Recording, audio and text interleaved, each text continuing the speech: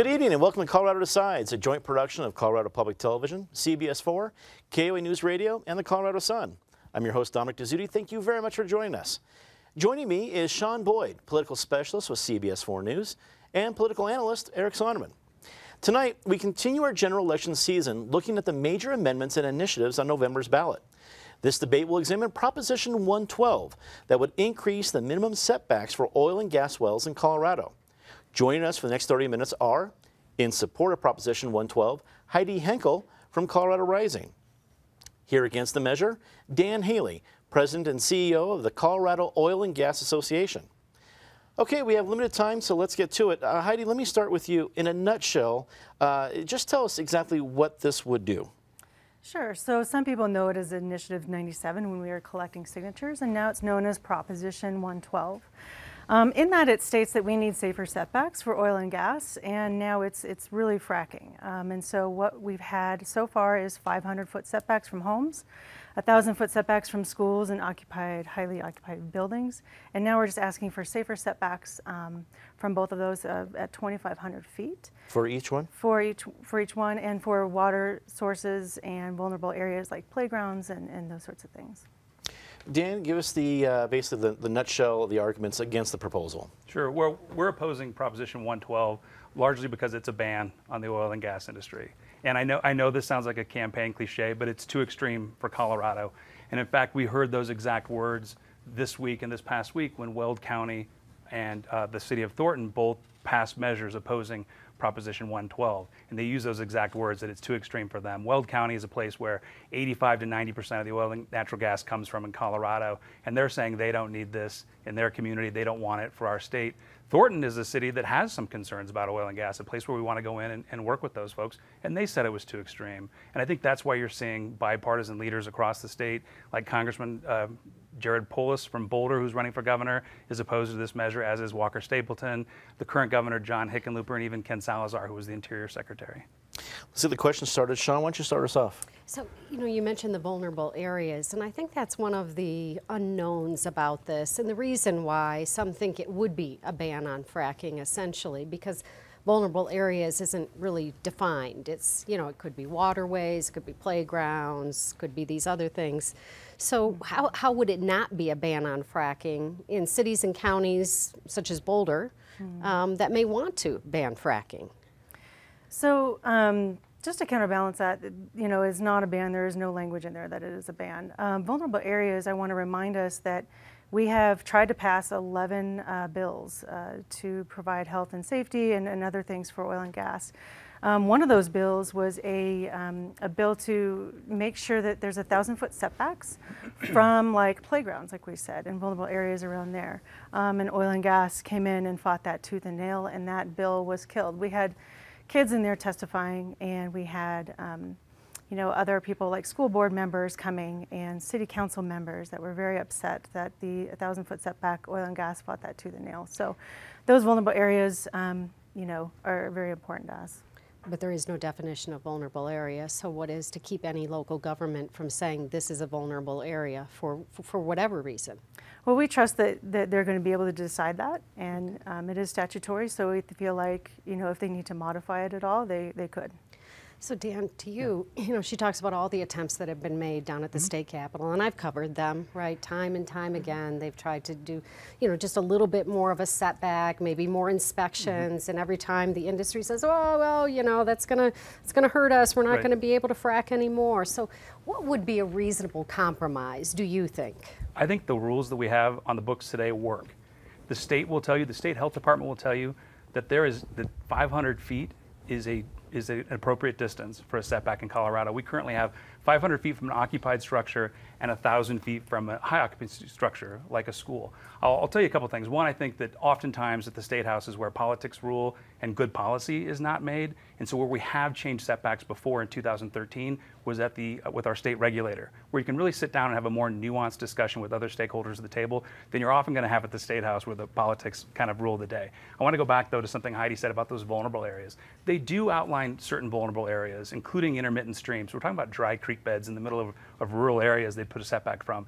And then they allow cities or counties to add more vulnerable areas to it. So what we have now, under this measure is a 2,500-foot setback, and you draw a circle around that, and it becomes a mile across. And then pretty soon you've got concentric circles across the state, which takes out 94% of the private land in the top 5 oil and gas producing counties in Colorado, effectively a ban on our industry. Eric, let's continue the questions. Yeah, I'm going to follow up where Sean was going. I'll start with you as well, Heidi. I bump into so many people out there who would be open to an increase in the setback requirement, but feel that this one maybe takes it too far. And I'm curious why you and the proponents decided on 2,500 feet, which is essentially just shy of a half mile. Mm-hmm.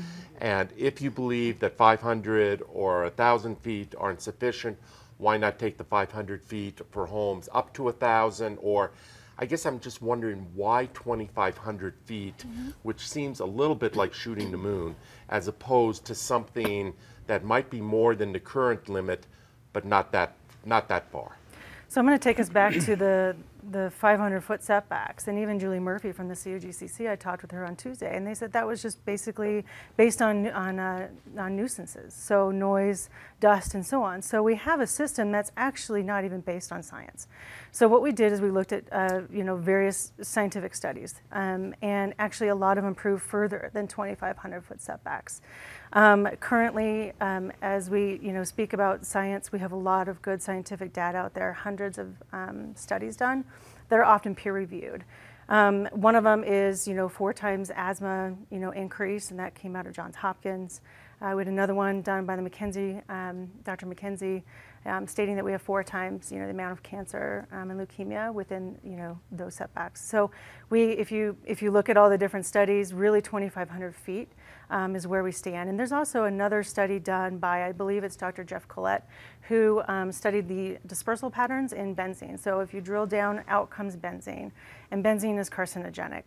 Within those dispersal patterns, they noticed in any spring, summer, fall, winter, that there's still the amounts of benzene within that 2,500 feet around the well, especially during flowback, and then they have concern about low wind as well. I'm sorry, Eric, I just wanted to follow up on his question, because you quoted a lot of medical data there. That was a big data dump, including Dr. McKenzie. I don't know where that was attributed to. If all those were health problems attributed to a setback, wouldn't the thousands of people involved in the oil and gas industry be at risk and would be dying off of leukemia and different things that you listed? I mean, that's a great question. Okay. I'm glad you asked it. A lot of people that are behind Colorado Rising are nurses, doctors, firefighters, teachers. I'm a teacher. I was a teacher for a long time.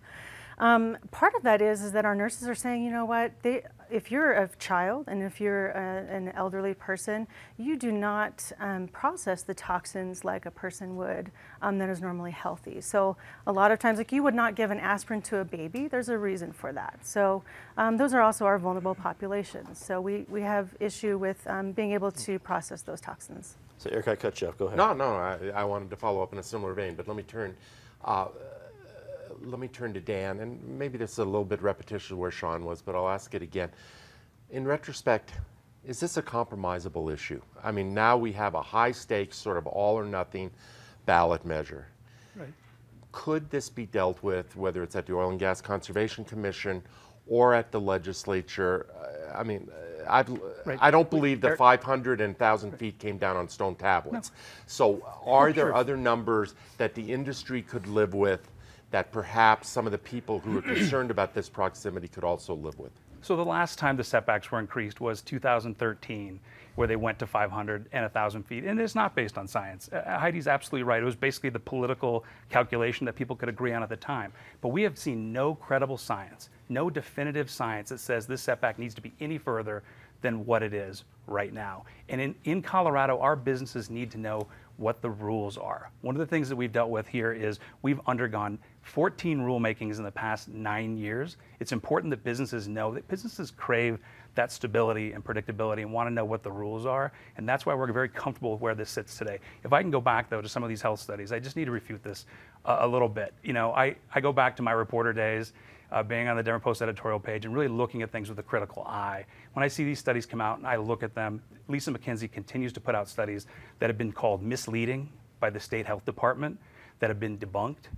And the one study that she looked at with setbacks comes from Garfield County in 2012. It didn't account for the highway driving next to the areas where they were doing air monitoring. It didn't account for background emissions. She did a study that came out this year that looked at a cancer risk within 500 feet and literally sampled 29 air samples and found a 0.01% theoretical risk of a cancer increase inside 500 feet when our setbacks begin at 500 feet. And those samples that she looked at were 2014, pre the air rules. Colorado is the first state in the country to regulate methane. These studies are not what we should be basing our policy on. Sean? I wanted to start with Dan for this one. You know, there's been a lot of talk about the impact on jobs. What is the real impact, do you think? I mean, this is on new drilling specifically. Correct. It's not on, you know, all the other drilling would be grandfathered in. And No. when I talk to the Colorado Oil and Gas Conservation Commission, they say applications for new permits are up significantly right now. So the industry isn't going to fold overnight, clearly. So this is honestly the sure. impact here. This is on new oil and gas drilling. The existing wells will continue to operate in Colorado, but they don't have the same manpower. Rigs are about jobs, 100 jobs per rig out there. This is what fuels our economy in Colorado. So I can go back to, I have not done my own studies. I can go to the study that was done by the Common Sense Policy Roundtable that was confirmed by 2 economists from the Colorado School of Mines that says next year, Coloradans will lose 43,000 jobs, up to 43,000 jobs in 2019 alone, up to 147,000 jobs in the next decade. These are not my studies. This comes from the Common Sense Policy Roundtable, affirmed by 2 economists at the Colorado School of Mines. So this is a serious thing for our industry. We take this seriously. But of those jobs, 77% of them aren't even in our industry. These are people who work in real estate, retail, healthcare, teachers, government workers. They will all be impacted. The oil and gas industry is considered a primary employer. So for every 1 job that we create, 4 or 5 additional jobs are created in Colorado. These are good paying jobs, jobs we should value in this state and not try to chase out with bans or bad regulations. So Heidi, following up on that, one thing Dan didn't mention, but I know is true, is that severance taxes are generated, more of them at the beginning when they first tap that new well. So do you not buy that this would have a significant economic impact in the state? We think it's overly exaggerated. And I think there's a lot of times too that people don't realize that people who collected these signatures, people who signed this ballot initiative, are teachers. They are school board members. They are people who would supposedly benefit from these severance taxes. But then we have schools that are, there are 3 schools now doing evacuation, emergency evacuation drills. So at what point do we say that money trumps health and safety? So we say no, and we think it's overly exaggerated, and they can also get, tax rebates back as well for property tax. So, Heidi, what was I have a question for both of you, but Heidi, go back to the evacuation drill. There's 3 schools doing evacuation drills, based on what? So, for instance, Extraction Oil and Gas had an explosion last December, and there's high concern that they're going to have another explosion, and the reason why is because they have now found no root cause of their last explosion. So they are drilling, near Bella Romero, and those kids are in school year-round. There's summer school, there's kids that play in those playgrounds. So we have high concern about explosions near schools. And then in Broomfield, we have an unprecedented amount of wells. They promised that they would only do 24, and then instead they applied for 144 wells in Broomfield. And 2 schools are going to be doing evacuation drills, Prospect Ridge Academy, and I believe the other one is the brand new school called Thunder Vista. Are any evacuation drills being done in Weld County? I believe that is the one for Bella Romero. Okay. Dan, my follow-up for you is the whole Common Sense Roundtable. I have to, I'm sure there's a very legitimate explanation of who sits on that, but when I heard it on an ad, it sounded like brought to you by the Puppies and Kittens Everything Great committee, because I didn't know what it was. What is the Common Sense Roundtable? It's a pro-business group funded by pro-business interests. You can go on their website. All their board members are listed. Their funding is listed there. Democrats and Republicans. Correct. It's a bipartisan group. Okay. And they're commenting on a lot of issues this election, not just oil and gas. Okay. Let me start with Dan here. How would these proposed limits, or for that matter, how do the current limits compare what you see in other states, particularly other energy-rich states with a significant amount of fracking? I don't have good information on what other states are doing, since I'm just worried about what's happening here in Colorado. I do not know of any state that has a 2,500-foot setback, especially a state that would be considered an oil and natural gas producing state. There are some smaller states that have a few wells that may have different regulations, but in terms of the states where most of the oil and gas is being done, I've never heard of anybody that has anything like a 2,500-foot setback. I have a question for you, Heidi, but do you have any information on that count? I do. So even though this is not a ban, again, there's no ban language in there, we have seen other states have moratoriums put in, meaning they have absolutely decided that there is no conclusive evidence that it is 100% safe for us. And so if it were a drug, the physicians would not prescribe it to people. So they decided to use a precautionary principle and decide that they do not want fracking in their states. So New York, I believe Maryland, Vermont, and there's other countries around the world who do not allow fracking. And just a specific question for you, Heidi. Jared Polis, one of our two major nominees for governor, may well end up being the next governor of Colorado. Mm-hmm. When I think of Jared Polis, I think of 2014 when he led the effort to put some anti-fracking setback measures on the ballot. Ultimately did not make the ballot, but he was in the forefront. Today he is opposed to this Proposition 112. If Jared Polis, whose identity is as somebody skeptical of fracking, says this goes too far, how do you respond to that? So first of all, when I went to an energy symposium with him, he spoke to a great deal of us talking about diversifying energy, and that gives us great hope. Another thing too is that he has gone on record saying he will not go against the will of the people when it's passed. And also, you know, there's something along the lines of, you know, there's a lot of money at play, right? So if Jared Polis is running for governor, he doesn't need any more money running against him if he backs this. And so we're working against $50 million against the oil and gas industry, and so I feel like he's being more strategic. I want to follow up on that question from Eric. Then what do you make of the League of Conservation Voters, Conservation Colorado, which is the largest environmental group in the state, remaining neutral on this one? Wouldn't they back this? Again, I think it has to deal with money, and it has to deal with the fact that... How does the money affect them? Here's the deal, though. They also are opposing 74, and so they have to put a lot of their money towards that, and they feel like that, I would imagine, I'm not going to speak for them. I think it'd be better if we let them speak for that. But I would imagine that they're going to need to put all their money and resources into saying no on 74, which many city council members and many cities and counties have been against. Okay, Dan, this is a totally different question, but mineral rights owners in Colorado, people oftentimes don't think about them. Some of them, people who are, you know, depending on this as retirement income. Do you know what what this would impact in terms of mineral rights owners, what the impact would be on them in the state? Sure, that's a point actually that the governor brought up, and one of the reasons why Governor Hickenlooper opposed it was this is people's retirement money for a lot of these folks. There are tens of thousands of mineral owners in Colorado who will not have access to their private property, which right now is constitutionally protected, that you have access to your private property, and they would not have access to that. So this shreds mineral rights across the state, and I think would probably open the state up to some legal challenges should it pass. Heidi, can I speak to that? Yes. Yes. So a lot of people don't know and they don't understand. I didn't know that, you know, we even had minerals, right? A lot of people don't know that underneath their homes. So currently, right now, you don't know you really own your mineral rights. People often don't know about it. So people are banging on your door saying, hey, you know, we want to access your minerals and we're going to give you money for it. People are shocked at that. And what happens is if you're going to be fracked, usually within a 2-mile spacing unit, if it's just one person that agrees, everyone else gets force pooled. So we are actually being forced against our will. In a lot of cases, we have 1,000 people being force pooled against their will.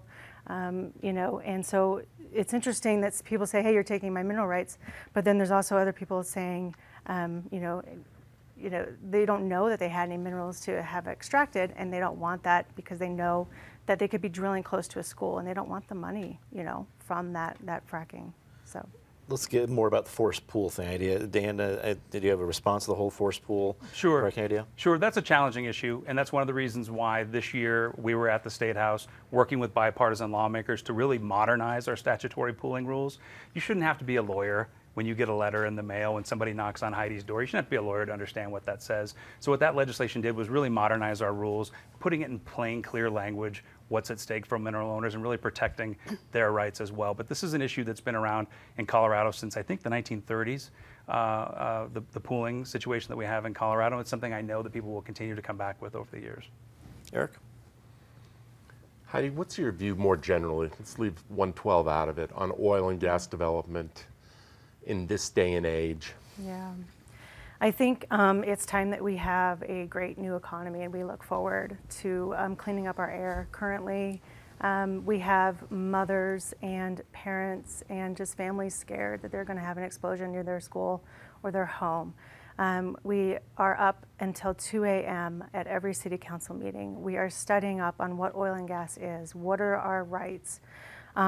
We feel very much that the common people have been rising, and we've been saying things for many, many years, and we've been trying at the legislature. So if there was a ban, hypothetically, on oil and gas development in the state, would you personally be interested in that? I'm not, no, I really don't feel like that, because, you know, we really feel that it's still a part of our economy. I do feel that we need to make a hard left-hand turn with it, though, and I feel like they're always going to fight for more, and they're always going to fight for, you know, like when they fought the school setback, right? And they tried to fight against health and safety. I was in the hearing for the Martinez case, and in order to elevate the health and safety, and when asked why oil and gas is fighting health and safety, and why are they fighting the prioritization of it, it's because they can't afford it, and they often will skirt the issue. I go to energy forums all the time. They won't talk about explosions. They'll talk about mitigating everything else, except for our major risks and health analysis. And Dan, just a quick question for you. We've known each other. I know you're a father. Would you feel comfortable living in a home 501 feet away from an oil well, or sending your daughters to a school 1,001 feet away? Sure. From an oil well? Absolutely. And I want to go back to something Heidi said, and I'm going to make sure I answered that question. I appreciate that she said this is always a part of our economy, but it won't be if this passes. We need to be clear about that. So talking about living close to an oil and gas development, I would be very comforted knowing that we have the toughest rules in the country that govern oil and gas here in Colorado. This is a safe industry. When the Bureau of Labor Statistics ranks this industry, we're about 7th out of the 86 industries that they look at. The state of Colorado has come in and tested 10,000 air samples and found very low risk at that 500 to 1,000 foot setback. This is a safe industry. I know people who have been working in it for years. As somebody here originally started talking about, I think if this was an unsafe industry, if all these horrible things were happening, we wouldn't be able to get insurance for our employees if they were having all of these different medical issues. I think it was Dominic that said that at the beginning. So yes, I think anytime you have activity nearby your home, it is a nuisance. If they're building a Starbucks, if they're building a highway, I think a lot of folks here in the Elyria-Swansea neighborhood are going to see what that's like with I-70 being rebuilt through there. That becomes a problem. Oil and gas, we want to get in, we want to get out, and leave behind those wells, and not in. So to answer your question, yes, I would never put my children at risk of anything. And neither would people in industry. I know people in industry whose kids now work in industry. If they thought it was unsafe, they wouldn't let their kids go to work in this industry. Let's do a quick response, and we'll go to our closing statements. Sure. I actually want to kind of go back to the health studies. You know, when Dr. McKenzie presented her study, there's still data there that is proving to be harmful. And there's actually more data that we will provide in other medical studies, like omeprazole. There are doctors out there who decided there's enough evidence there that it does harm. And if there is enough evidence, then Dr. Wolk in the McKenzie study should have noticed that. Sorry. So, you know, doctors are even pulling, you know, their drugs, and they're saying, hey, we're not going to even give this to you because this is showing harm. We need to really pay attention to our scientists and our doctors and what they're telling us. Well, we warned our panelists that half an hour goes quickly on the show, and we've proven them right, proven ourselves right again. If half an hour did go by fast, it is time to offer a 1-minute closing statement to each of our panelists. We flip a coin before the debate to determine order. Dan, you go up first. Your 1-minute closing statement. Sounds good. Thank you. I want to thank all of you for this debate, and I want to thank Heidi for engaging in a civil debate with us. I think this is one of the things we're lacking right now in this country is civility and being able to have these discussions. So I appreciate that, and thank you for that. Oil and gas in Colorado is more than just about the fuel you're putting in your car or the energy source that you use to heat your home in the winter or cool your home in the summertime. Oil and gas is the foundation of our modern life. It helps create life-saving medical devices that we all rely on. It literally puts clothes on our backs and creates things like kayaks and skis and snowboards that we can use to enjoy all the beautiful things that Colorado has to offer. It will continue to be needed, and it will continue to be produced for decades to come. If this passes, it'll just be produced elsewhere in places that do not have the same environmental regulations and tough rules that we have to protect our air and our water here in Colorado. So I would urge you to vote no to protect jobs, to protect the funding that continues to go into our communities, to make our communities as great as they are, to pay for rec centers and libraries, et cetera. I would also urge you to vote no for those jobs. 43,000 jobs potentially lost next year, up to 143,000 jobs, and primarily for hardworking women like Bridget, who works, she's a Greeley single mom, works in oil and gas, and really has been able to change her life because of her job here. Thank you, Dan. Heidi, time for your 1-minute closing statement. Sure. So I represent the many citizens who have had to study about zoning, which we have none, really. We have no local control. We have oil and gas companies coming into our city saying they have preemption and they can do basically anything that they want. While we are thankful for oil and gas and what they've given us, we feel that it's not important to really drill behind home schools and water sources. We need to listen to those who are studying this intensely and really notice and listen to the people. And we just really appreciate those who are standing up with us. And this is a grassroots organization. I'm volunteering my time 40 hours a week. I've actually donated $1,000 of my own money, and I'm a native Coloradoan. Thank you. Thank you, Heidi. That is all the time we have for our debate on looking at Proposition 112. I'd like to thank our issue representatives, Heidi Henkel and Dan Haley. I'd also like to thank my fellow panelists, Sean Boyd and Eric Sonderman. If you would like to find out more information about any of this year's general election issues and races, please visit our websites at cpt12.org, cbsdenver.com, koanewsradio.com, and coloradosun.com. It's a big partnership. Be sure to stay tuned as we continue our Both Sides of the Story High School Debate Tournament. Tonight, students from Holy Family High School and Denver East High School debate if oil and gas regulations are sufficient in Colorado. I'm thinking there's a theme here. For everyone here at Colorado Public Television, I'm Dominic Dezzutti. Thank you very much for watching. Good night.